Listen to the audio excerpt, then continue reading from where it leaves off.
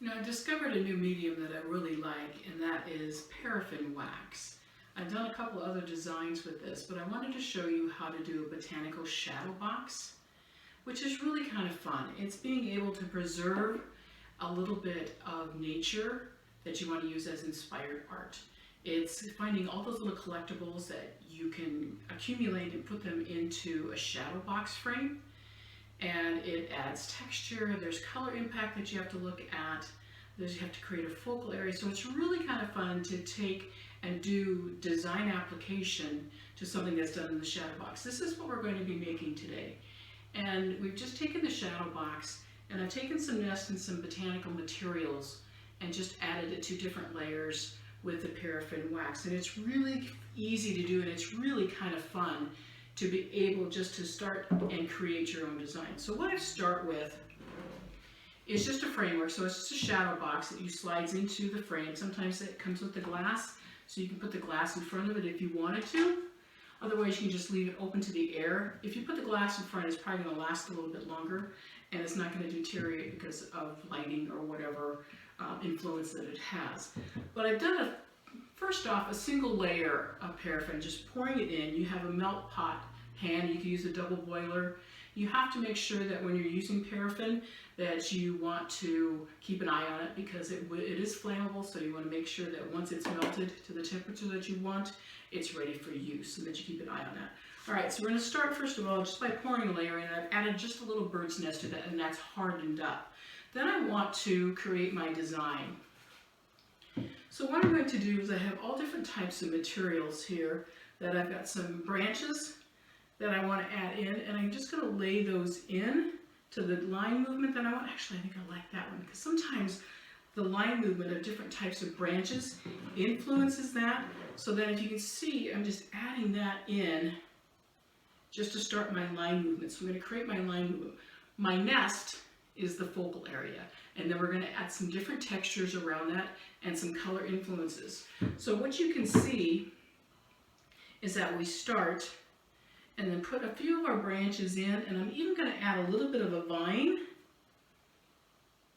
And you have to do this in layers. So you're going to be able to put one layer in, and then you have to come back and pour another layer on top of it eventually. If you have enough wax that's already melted, then it's great just to go ahead and apply that. But I'm just going to start creating my own little design. Let me tip that up so you can see a bit of what I'm doing.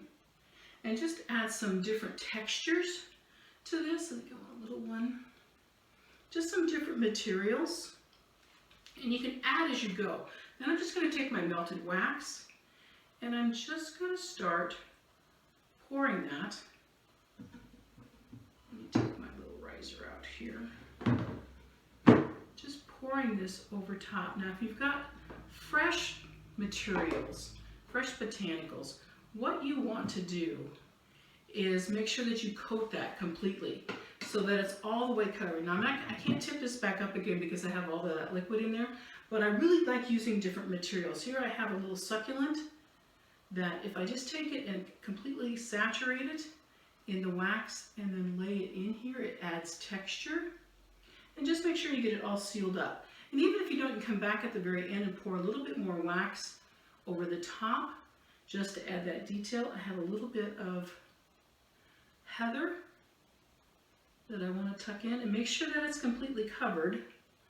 Otherwise it's just going to dry out. So once you get that all covered, then I have some beautiful little pansies that if you saturate those completely, get them all the way covered, and then put them down into the wax. Once it's hardened, you have a little bit of, because it has a little bit of a white film to it, and that's okay. It just gives it that interest, and it seals it up and adds that detail. Now this is warm, so you want to make sure that you're careful if you're going to be touching the wax at all. You can come up with your own little tools and things that you can use, and just keep adding different layers and different materials. I have a few little stones that I can add in just for texture. And you can just manipulate and keep adding maybe a few more little branches, and then the branches can come out. Now if you're going to put the glass on top, You want to make sure that everything that you put in is below the frame level. If you don't, then all you have to do is just let it protrude out. It's fine, you can do that. Nothing says that it has to be that way. Let's see. So you can keep adding and adding. I think I need a little bit more solid green down here at the very base. And you can see it's already started to harden, and I've already started then to develop my design. So when you look at it completely finished all the way through, what you can see is the line movement that we've created. The color impact from the heather pulls your eye right in. Some things you can't see hardly at all because they're down below the wax level, but you have that sneaking image, just kind of that surprise that's there, and just keep adding layers and layers all the way through, just by pouring your wax on top, using the paraffin to create some great fun images that you can use all your natural inspired art by creating a botanical shadow box.